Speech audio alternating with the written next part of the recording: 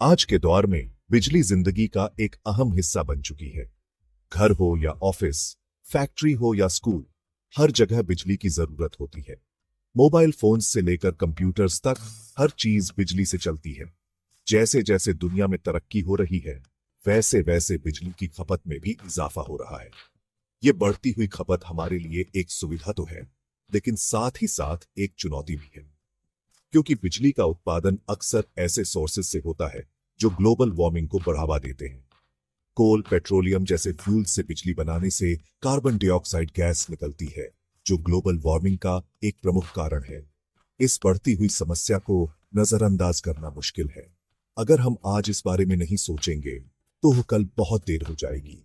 हमें अपनी आदत बदलनी होगी और बिजली का इस्तेमाल समझदारी से करना होगा। साथ ही हमें ऐसे सोर्सेज से बिजली बनाने के तरीके ढूंढने होंगे जो प्रकृति को नुकसान ना पहुंचाएं।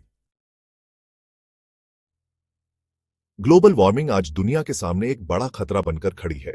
इसकी वजह से ग्लेशियर्स पिघल रहे हैं, समुद्र का लेवल बढ़ रहा है और मौसम में बदलाव आ रहा है। इन सब का असर हमारे जीवन पर पड़ रहा है और आने वाले समय में ये और भी गंभीर हो सकता है। बिजली का उत्पादन ग्लोबल वार्मिंग का एक प्रमुख कारण है। रिपोर्ट्स के मुताबिक दुनिया में होने वाले कुल कार्बन डाइऑक्साइड उत्सर्जन का एक बड़ा हिस्सा बिजली उत्पादन से ही होता है। जब हम कोल, पेट्रोलियम जैसे फ्यूल से बिजली बनाते हैं तो कार्बन डाइऑक्साइड गैस निकलती है, जो ग्लोबल वार्मिंग को बढ़ावा देती है।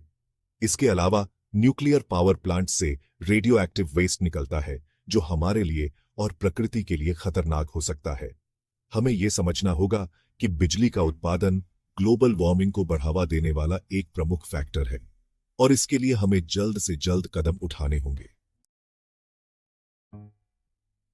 दुनिया भर में ऐसे कई उदाहरण हैं जहां बिजली की बढ़ती खपत और ग्लोबल वार्मिंग के खतरनाक परिणाम देखने को मिले हैं। पैसिफिक ओशन में स्थित आइलैंड नेशन टुवालू समुद्र के बढ़ते लेवल का शिकार हो रहा है। यहां के लोग अपना घर बार छोड़कर दूसरी जगह शिफ्ट होने को मजबूर हैं। इसी तरह बांग्लादेश में बढ़ती हुई आबादी और बिजली की बढ़ती मांग की वजह से कोल बेस्ड पावर प्लांट्स की संख्या में इजाफा हुआ है। इसके चलते बांग्लादेश में प्रदूषण का लेवल बढ़ा है और लोगों को सांस लेने में तकलीफ जैसी समस्याओं का सामना करना पड़ रहा है। ये सिर्फ 2 उदाहरण हैं। ऐसे कई देश हैं जहां बिजली की बढ़ती खपत और ग्लोबल वार्मिंग की वजह से लोग मुश्किलों का सामना कर रहे हैं। ये समस्या सिर्फ एक देश या क्षेत्र विशेष की नहीं है, बल्कि पूरी दुनिया के लिए एक चुनौती है। ग्लोबल वार्मिंग के खतरे को कम करने के लिए हमें बिजली की बढ़ती खपत को कंट्रोल करना होगा और साथ ही साथ ऐसे सोर्सेज से बिजली बनाने के तरीके ढूंढने होंगे जो प्रकृति को नुकसान ना पहुंचाए। Solar energy, wind energy, hydro electricity जैसे रिन्यूएबल एनर्जी सोर्सेज का इस्तेमाल बढ़ाना होगा। गवर्नमेंट को चाहिए कि वो रिन्यूएबल एनर्जी प्रोजेक्ट्स में इन्वेस्टमेंट करे और लोगों को सोलर पैनल्स लगवाने के लिए प्रोत्साहित करे। हमें एनर्जी एफिशिएंट अप्लायंसेस का इस्तेमाल करना चाहिए और बिजली की बचत करनी चाहिए।